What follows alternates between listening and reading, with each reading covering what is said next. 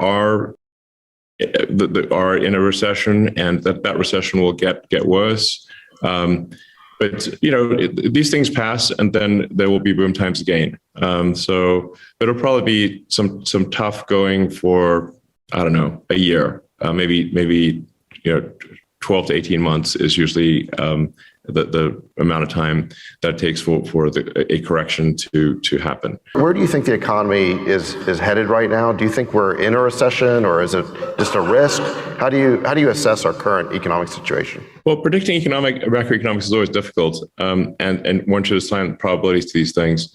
But ironically, I did last year. People asked me what I think about the economy. I said, well, I think we might enter a recession in approximately spring of 2022. Recessions are not necessarily a bad thing. I've now been through a few of them, and what tends to happen is if you have a boom that goes on for too long, you get misallocation of capital. It starts raining money on fools, basically. It's like any dumb thing gets money, and I'm sure you've seen a few of those.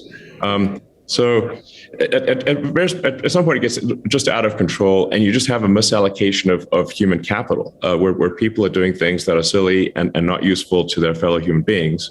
And then those companies, there needs to be sort of an economic enema, if you will, to have everyone sort of shift uncomfortably in their seats. But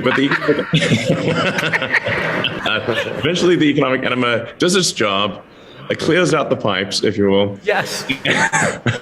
and sort of the bullshit companies go bankrupt, and the ones that are doing useful products are prosperous.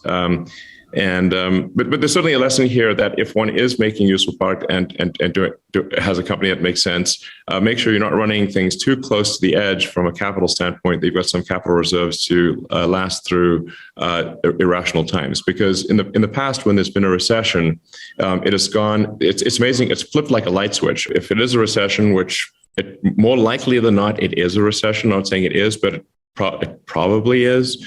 Then just watch your cash flow and get to positive cash flow as soon as you can. But I think we probably are in a recession, and that recession will get worse. But these things pass, and then there will be boom times again. So it'll probably be some tough going for, I don't know, a year, maybe 12 to 18 months is usually the amount of time that it takes for a correction to happen. What do you guys think? Yeah, it feels like it started. What started as a slowdown earlier this year now seems like.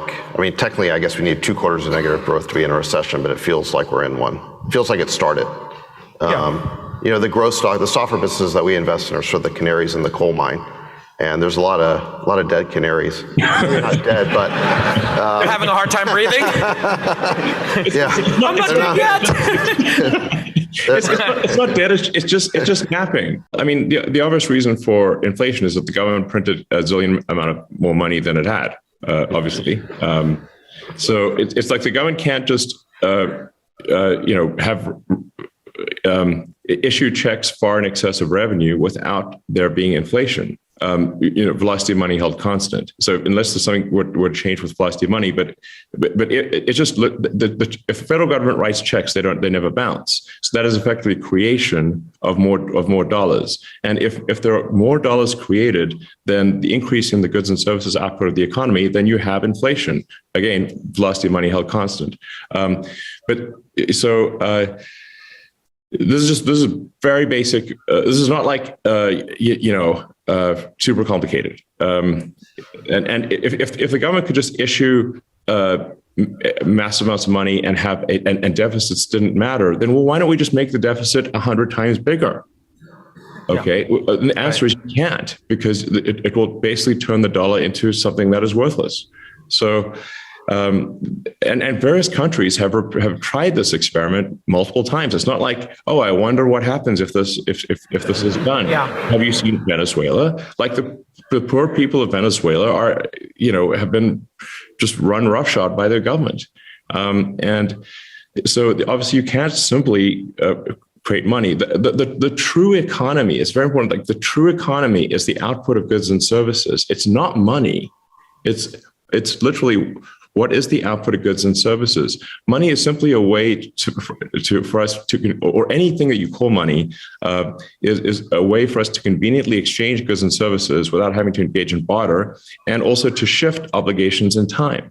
Those are the two reasons that you have money. This thing called money. It's really a database. Money is an information system for labor allocation and for exchange of goods and services and for translating in time.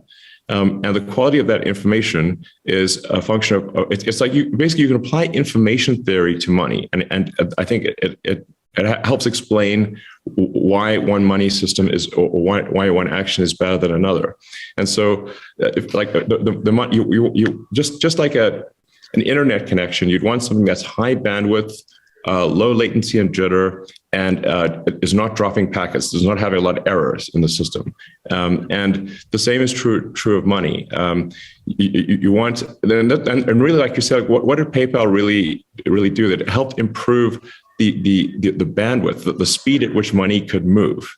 Instead of mailing checks back and forth, which amazingly that was what people did in 2000. You could now do real-time exchange of money, and now you could ship your goods immediately instead of mailing a check and waiting for the bank to clear the check.